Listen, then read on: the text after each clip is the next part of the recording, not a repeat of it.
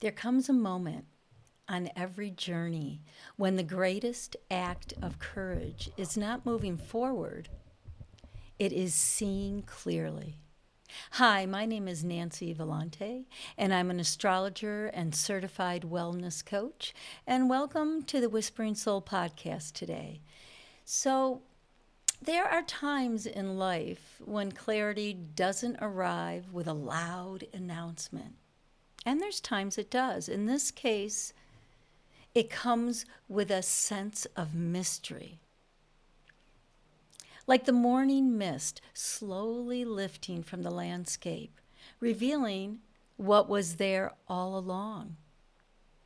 On July 7th, Neptune begins its retrograde journey in Aries, inviting us into an awakening of inspiration through truth.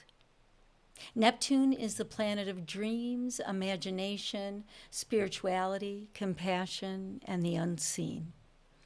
It connects us with inspiration that reminds us life is more than what we can touch or measure.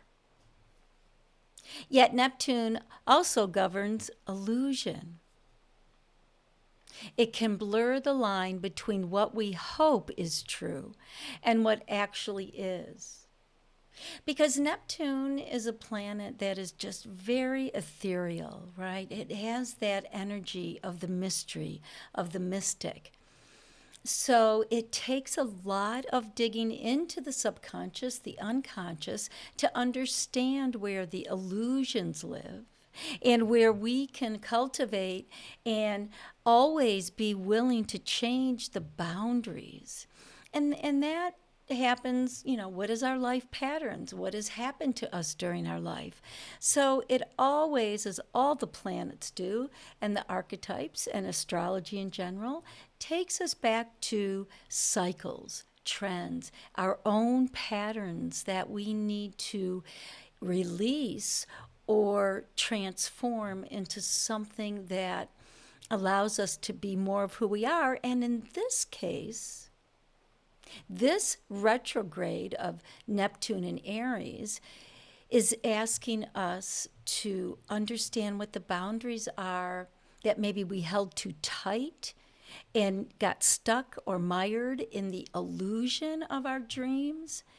And now we're getting a chance to allow that fog or that mist to be released or to evaporate into Aries, which becomes our identity. It's the I am. It's the first house in the zodiac wheel that is constantly regenerating who we are as our identity, as again, I am in relationship to others. The axis point or the polarity point of Aries is Libra, the other, in balancing that out. So during this retrograde, the invitation is not to stop dreaming. It is to ask whether the dream is built upon truth, built upon the embodiment of how you can express yourself and motivate yourself through your will and your desire. Aries ruled by Mars. Aries brings this deeply inward process into our identity. It asks, who am I becoming? Not who others expect me to be, not who I have to please in order to be accepted, right? Not who fear tells me I should be, but who I am beneath the stories I've inherited. And we've all inherited our stories. That's not a bad thing. It's not a good thing. It's just what is, because sometimes we have to inherit stories in order for protection, in order for understanding, in order to feel safe. But then, just like anything, we outgrow, and that's the time to cultivate consciousness. So Neptune in Aries asks us to embody our spiritual values through courageous action. Not impulsive action, That's the lower version of Aries. Can be very impulsive, can be very aggressive and bold in a way that kind of is a bull in a china shop. Or we blend that Neptune and Aries retrograde into a heart-centered action. There's a difference there, right? The difference of just not really thinking, but just moving through. Again, like a bull in a china shop. Things get broke. Things aren't understood. You become feeling not good about what you're doing. But when we drop into the heart and become heart-centered with our actions, that's a big difference. Then we can blend the spiritual values into the warrior energy of Aries that wants to manifest, that wants to fire and ignite through initiation.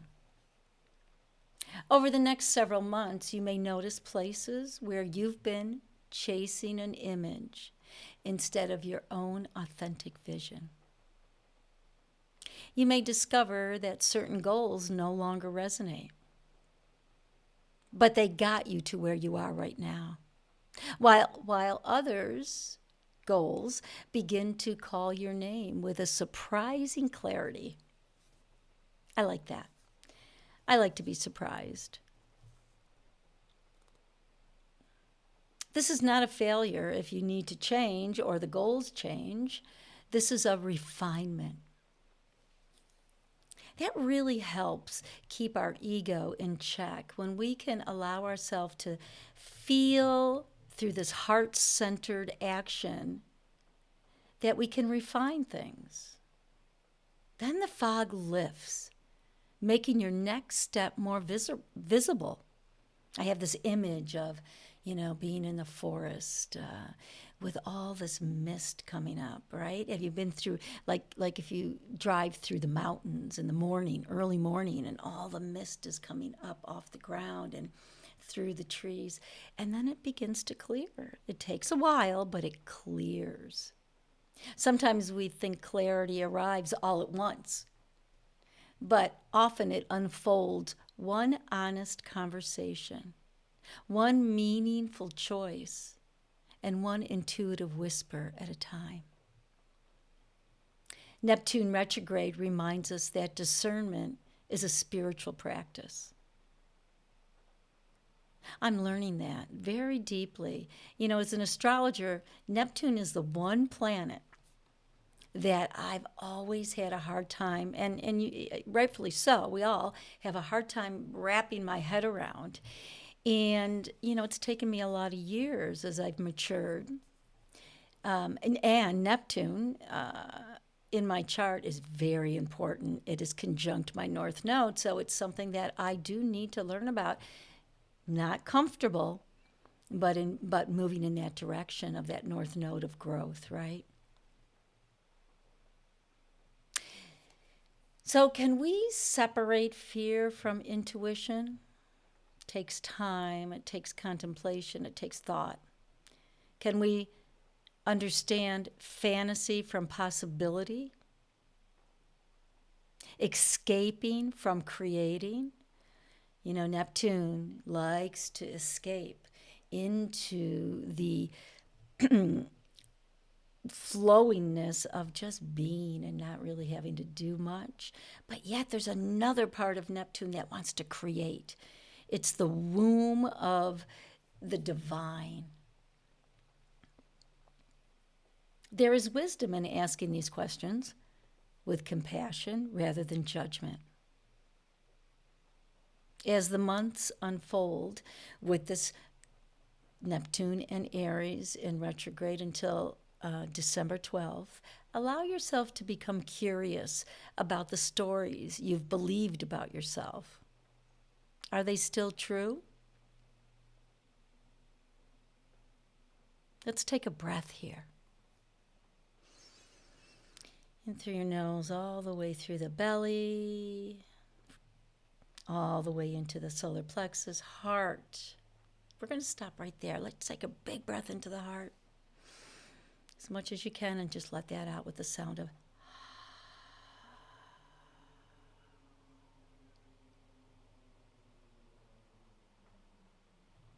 Or are they simply familiar? I had to stop there and take a breath because I don't know, but I felt myself really talking faster. And it's that Aries energy. It pushes forward. It's fire. It's initiation. It's like, I want to go. So I wanted to take that breath there just to slow myself down a little bit. Aries reminds us that every new beginning starts with one brave decision to meet ourselves honestly.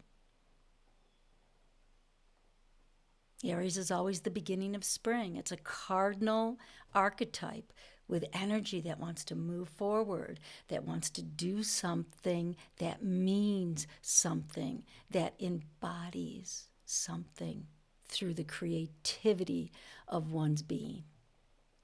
Perhaps this retrograde is less about finding a new dream and more about remembering the one that has quietly lived within you all along. As the illusion gently dissolves, something beautiful begins to emerge. A vision rooted not in fantasy, but in authenticity. Not in proving yourself, but in becoming yourself. That's true identity from the inside out. So, with all that said, and boy, I didn't realize how powerful this